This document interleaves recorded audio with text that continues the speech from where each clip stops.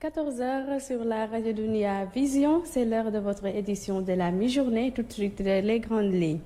À parti PASTEF, le secrétaire chargé de la communication en garde à vue, El Malick Ndiaye, est accusé de diffusion de fausses nouvelles. Il est une des personnes interpellées dans le sillage des manifestations politiques dans le pays.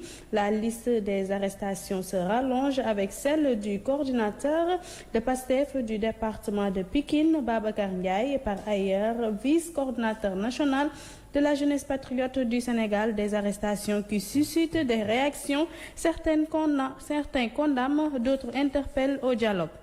Réflexion sur la problématique du débarquement des migrants. Des participants à la rencontre estiment qu'il faut accentuer la sensibilisation sur les dangers de la migration. Ils interpellent les décideurs et les organisations de défense des droits des migrants. À Tambacounda, la mairie oriente les femmes sur le fleuve qui traverse la ville. La commune prévoit en effet l'aménagement de périmètres maraîchers destinés aux groupements féminins. Ils auront droit à des financements, mais la municipalité pose des conditions d'éclairage du maire à suivre dans ce journal. Le développement, c'est tout de suite.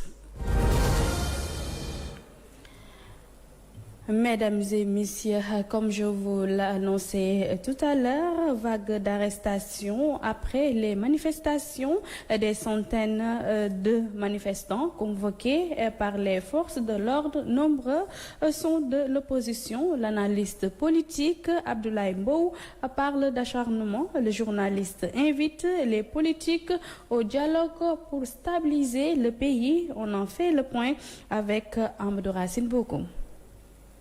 Au Sénégal, les manifestations politiques ont en outre aux conséquences des vagues d'arrestations. Je pense qu'il y a des excès, à mon avis, liés véritablement à une bonne prise en charge des arrestations, surtout par rapport aux jeunes, parce que tout simplement, on a l'impression qu'il y a un ciblage qui est fait. Le journaliste chroniqueur Abdoulaye Mbow poursuit. Il interpelle pouvoir et opposition face à la tension ambiante dans l'espace politique. Et par rapport à des jeunes qui sont de l'opposition et particulièrement du parti PASTEF.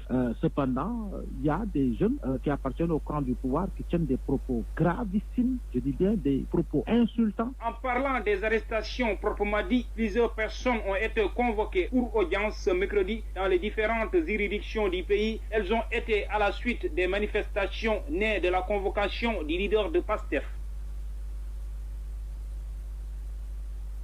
De plus en plus des de Pikine, Babacar Ndiaye, par ailleurs vice-coordinateur national de la jeunesse patriote du Sénégal, JPS.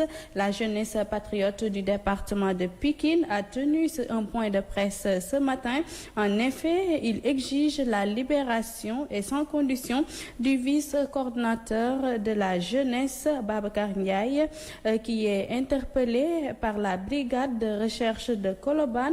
Il a été arrêté dans son milieu de travail. Nous y reviendrons dans nos prochaines éditions avec leur porte-parole, Sathioro Fall et même Awa Diop. Victimisation, une arme pour les politiques. Pour certains analystes, c'est un bon moyen pour rester dans l'arène politique et avoir la compassion des côtoyants. Ils réagissent dans ce reportage signé Seynabou Camara. Par des actes assimilés à tort ou à raison à la victimisation. Des analystes politiques comme Demba Ramata Dia et Mamadou Sy Albert s'accordent tout de même à une stratégie politique. L'opposant qui essaie de convaincre l'opinion qu'il a été victime d'un...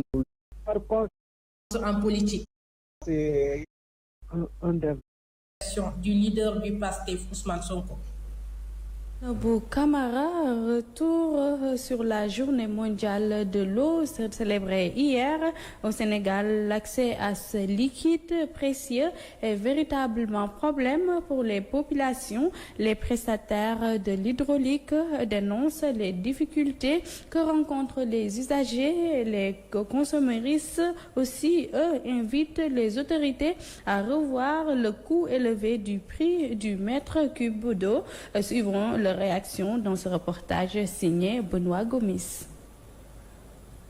liquide précieux demeure encore problématique et pour l'accès, les prestataires de l'hydraulique sont sans réserve. Notez, il y a beaucoup de manque d'eau parce qu'on peut dire qu'à un moment où je vous parle, il y a des quartiers comme par exemple ici à Kaolack, il y a des quartiers comme Sing Sing, Chofat et la population se lève presque 2 heures du matin, 3 heures du matin pour rechercher de l'eau. Donc ça c'est inadmissible. Le diagnostic au collectif des prestataires de l'hydraulique conforte les usagers de l'eau. Est prise pour une bonne gestion de l'eau. Et de validation des procédures opérationnelles standards en matière de débarquement des personnes migrantes. L'Organisation internationale pour les migrations interpelle les autorités à plus de sensibilisation pour une prise en charge des migrants. Un atelier qui a vu la participation de tous les acteurs du secteur de la migration. Pour plus de détails, écoutons Valéria Flecha, chargée de la mission OIM au Sénégal, au micro de Lansana Dianti. Les buts de la vision globale, on peut dire, de ce petit projet qui a démarré et qui est en cours, c'est d'avoir des points. Les employeurs ont été signés. Bon. De mise en le digital, quelle opportunité pour les femmes récupératrices de renforcement et le financement de récupératrices. De mettre 5 autres forages solaires qui permettent aux femmes de faire du bon maraîchage. Il y aura aussi, par rapport à ce que nous avons envisagé avec les femmes, une ceinture de poulailler au niveau de la ville. Le digital, quelle opportunité pour les femmes récupératrices de Mbebes, thème choisi pour célébrer le mois de la femme. Venu présider la cérémonie, le ministre de l'Urbanisme, de l'Hygiène publique, du Logement et du Cadre de vie annonce que le plan de mise en œuvre de la modernisation de la décharge de Mbebes est en bonne voie. Abdoulaye Seydissou au micro de Biram Sen et en choisissant d'organiser la journée internationale de la femme sous le thème le digital, quelle opportunité pour les femmes de Mbebes, vous invitez innovation comme moteur d'épanouissement et levier économique pour cette frange importante de notre société. Vous traduisez en acte le plan de restauration des moyens de subsistance qui vise à réinsérer les récupérateurs dans les filières porteuses de développement socio-économique par l'intégration dans les nouvelles infrastructures, la promotion des chaînes de valeur, la formation et le financement. Je me félicite de l'effectivité du démarrage de la mise en œuvre du plan d'action et de réinstallation avec les conciliations et le paiement des indemnisations. Aussi, à travers les mesures d'urgence au niveau de la décharge de Mbebes, des actions concrètes et à fort impact social sont mises en œuvre.